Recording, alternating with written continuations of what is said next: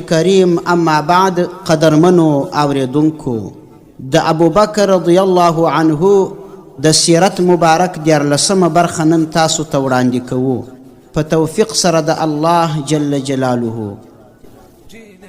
لیکوال او ترتیب کوونکی مولانا حبل الله المتین، ویناوال مولوی عبید الله. قدرمنو اوریدونکو، په یو روایت کې داسې راغلی دي چې ابوبکر رضی الله عنه د بیعت څخه وروسته منبر ته وختی. ټول هغه فضائل بیان کړل چې د انصارو په باره کې رسول الله صلی الله علیه وسلم ویلي وه او یا یې ذکر کړي وه. بیا ابوبکر رضی الله عنه وفرمایل چې تاسو خو موجود واست چې رسول الله صلی الله علیه وسلم وفرمایل که چیرې ټول خلک یوې وادې یا درې ته ننوځي او فقط انصار بلې ته ننوځي، نو زه به د خلکو زیاتوالي ته ونه ګورم او د انصارو سره به ولاړ سم او انصار به خوښ کړم. بیا ابوبکر رضی الله عنه وفرمایل یا سعد بن عباده رضی الله عنه ته خو ناست وې چې رسول الله صلی الله علیه وسلم وفرمایل چې قریش د دین دپاره امیران دي او نور خلک یې معاونین دي او نیک خلک یې د نیکانو پسې ځي او بد خلک یا فاجران یې د بد عملو پسې روان دي. نو سعد بن عباده رضی الله عنه وفرمایل تا رښتیا وویله، تاسو امیران یاست او موږ وزیران یو، هیڅ مخالفت به ونه کړو. بیا ابوبکر رضی الله عنه یو شایسته خطبه وویله او د خلافت څخه یې عذر وکړی چې ما مه خلیفه کوئ. قسم په الله جل جلاله چې یوه شپه یا ورځ مې هم دا فکر نه دی کړی چې زه دې خلیفه سم، خو تاسو دغه لوی دروند بار پر ما باندې واچوئ او نه مې کله د الله جل جلاله څخه پټ یا ښکاره سوال کړی دی چې ما ته خلافت یا مشري راکړه. ما خو تاسو ته وړ 2 کسان وښودل چې باید یو د هغو څخه خلیفه کړئ، یو عمر بن الخطاب رضی الله عنه او بل ابو عبیده بن الجراح رضی الله عنه. په دوی کې به یو امیر وای او زه به یې وزیر وای. بیا یې وفرمایل اوس هم درته وایم یو تن مشر کړئ، زه به د عام شخص په حیث ورسره همکاري کوم. بیا یو نفر ولاړ سو، هغه وویل ته د رسول الله صلی الله علیه وسلم سره په غار سور کې 2 نفر وې چې په قرآن شریف کې ذکر سوی دی، موږ په تا راضي یو، هیڅوک مخالفت نه کوي.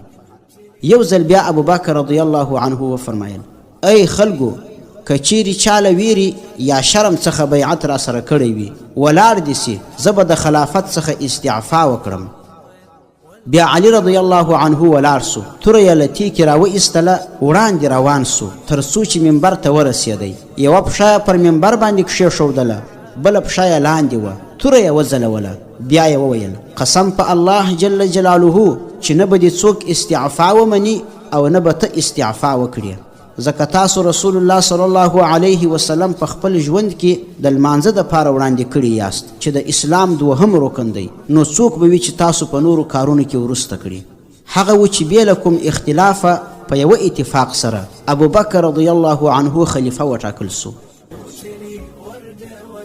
قدرمنو اوریدونکو، کله چې ابوبکر رضی الله عنه خلیفه سو، فقط مدینه منوره، مکه مکرمه او طائف په امن پاته سول. په نورو اکثرو قبایلو کې مرتدین پیدا سول، لکه اسود العنسی، مسیلمة الکذاب، طلیحه بن خویلد الاسدي چې بیرته د عمر بن الخطاب رضی الله عنه د خلافت په وخت کې توبهګار سو. شجاع بن الحارث التمیمیه چې ښځه وه، ذو التاج بن مالک الازدی چې دغه پورته کسانو د نبوت دعوه کړې وه. بعضو فقط لمونځ منئ، د زکات څخه یې انکار کوئ، زکات یې تاوان ګڼئ، او زیاتو نورو خلکو هم د نبوت درواغجنه دعوه وکړه. په مقابل کې د دوی سره د جنګېدلو دپاره ابوبکر رضی الله عنه تکړه صحابه کرام رضی الله عنهم لکه عمر بن الخطاب رضی الله عنه، علي بن ابي طالب رضی الله عنه، خالد بن الولید رضی الله عنه، عکرمه بن ابي جهل رضی الله عنه، عمر بن العاص رضی الله عنه، شرحبيل بن الحسن رضي الله عنه، المهاجر بن أبي أمية رضي الله عنه، خالد بن سعيد بن أبي العاص رضي الله عنه، عرفجه بن حرثمه رضی الله عنه، حذیفه بن محسن رضی الله عنه، طریف بن حاجز رضی الله عنه، سوید بن مقرن رضی الله عنه، علا بن الحضرمي رضی الله عنه د مجاهدینو عمومي سرلشکران او مشران وټاکل. جلا جلا مختلفو سیمو ته ولیږل. اکثره مرتدینو پر الله جل جلاله عقیده درلودل، بیرته د بوتانو عبادت ته قانع نه وه، خو د اسلام بعضې احکام یې نه منل. یو تر بل یې ضد او عناد شروع کوي. پخوانۍ دښمنیان یې تازه کړل. خالد بن ولید رضی الله عنه او نور صحابه کرامو د مرتدینو سره په میړانه جهاد وکړي، تر څو چې زیاتو بیرته اسلام ومنئ او بعضې ووژل سول. عربي جزیره د مرتدینو او مشرکینو څخه پاکه سوه. بیا د ابوبکر رضی الله عنه سوچ د عراق، شام، فارس او بیزنطینو طرف ته سو. هغه طرف ته یې د مجاهدینو لیږل شروع کړل.